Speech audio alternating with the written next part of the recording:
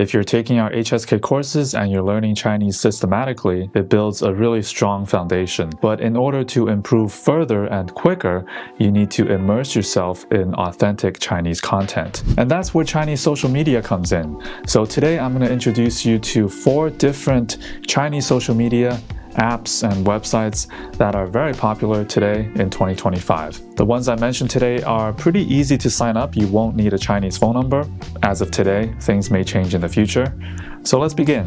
The first app is Xiaohongshu. I'm sure a lot of you already know or even use this one. Recently, a lot of Americans downloaded this app because of the TikTok ban, and they call themselves the TikTok refugees.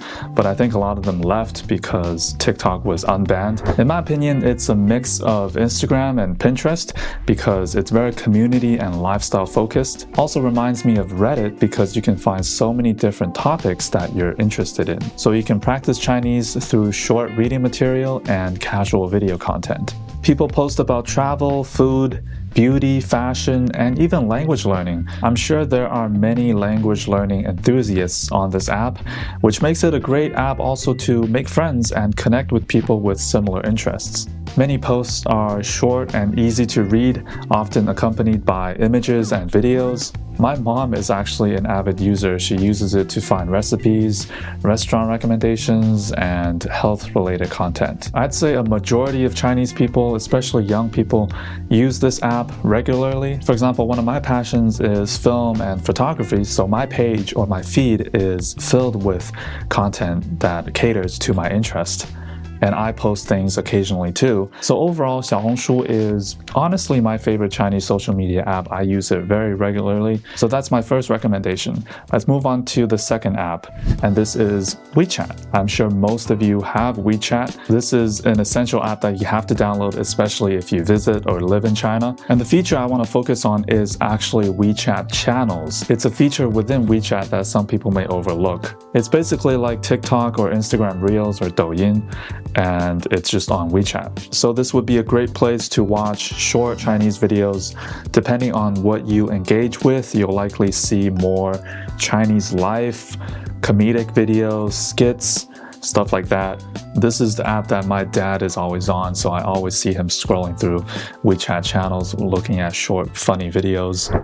So for systematic learning, we recommend obviously our HSK courses that we offer on our website. From grammar to vocabulary to listening and reading exercises, if you want a clear step-by-step guide to mastering Mandarin, our courses are perfect for you. You can preview the first lesson of any course for free, so visit ChineseZeroToHero.com. And to help you get more comprehensible input, you can also check out our language player app. It allows you to watch videos with interactive subtitles, save common words and phrases and review them later, and explore hundreds of movies and TV series across over 200 languages. Visit languageplayer.io. All the links will be in the description. Now let's get back to the social media list. The next one is Douban. Douban. This is best for reading and discussions. It's like a combination of Reddit, Goodreads, Letterboxd, because it's primarily known for discussions of movies, books, art, music, etc. It also has forums and discussion boards across various topics, similar to Reddit. Unlike textbook Chinese or literature, the language used here is more expressive and closer to the way people actually talk or write online. So if you're an intermediate level Chinese speaker looking to improve your reading and comprehension skills, then Douban is one of the best ways to get more exposure for long form and well-written Chinese content. The fourth one is Bilibili or B-站. This is like the YouTube of China, where people share videos, including educational, documentaries, entertainment, a lot of gaming videos and anime.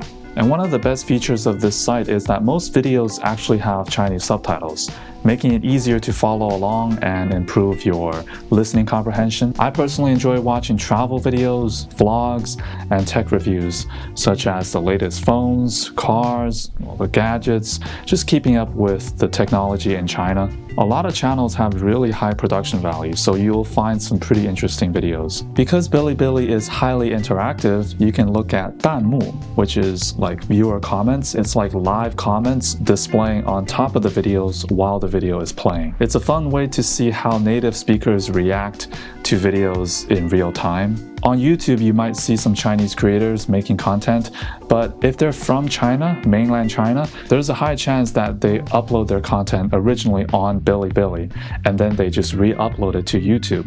So you can just check out Bilibili and you can definitely find even more creators that you might like. To finish off this video, I have a few honorable mentions. They're honorable mentions because it's difficult for you to actually register or sign up for an account. So they are Douyin, which is the Chinese TikTok, and Weibo. I think they're actually the most popular Chinese social media apps in China. They definitely have the most amount of users. But as far as I know, right now you do need to have a Chinese phone number in order to register for an account. I made an account many years ago, so it didn't have that requirement back then, but I think now you definitely need a Chinese phone number, which is kind of annoying. So it's harder for foreigners to download and sign up for these apps. I don't think I have to explain what Douyin is, but Weibo is basically like Twitter, where you can follow news and celebrities. So that's it for this video. Which apps do you like, or which ones do you already use? Let me know in the comments, and if you have any other apps that you recommend to other students, feel free to leave them down below as well. I plan to make more videos like this in the future, so if you have any video suggestions, any ideas, you can also let me know. Thank you for watching, and I'll see you in the next video.